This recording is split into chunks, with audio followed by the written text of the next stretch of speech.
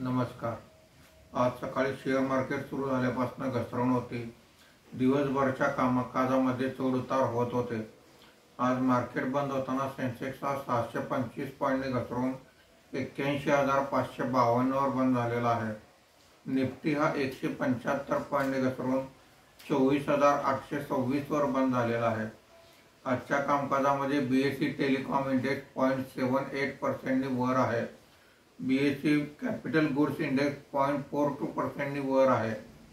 BSE FMCG index सर्वात जास्त म्हणजे 0.79% खाली आहे। बीएसई मिड कॅप इंडेक्स 0.18% आणि स्मॉल कॅप इंडेक्स 0.19% वर आहे। आज निफ्टीच्या 50 पैकी 40 शेअर्समध्ये घसरण दिसून आलेली आहे।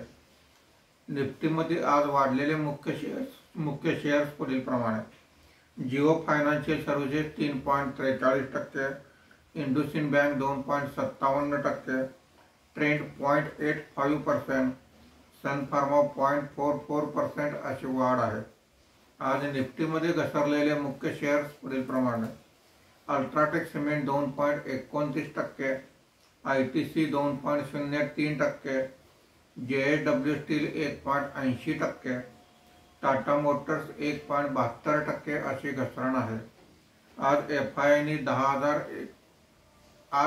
देशीय वित्तीय संस्थांनी 10,105 कोटी रुपयांची खरेदी केलेली आहे।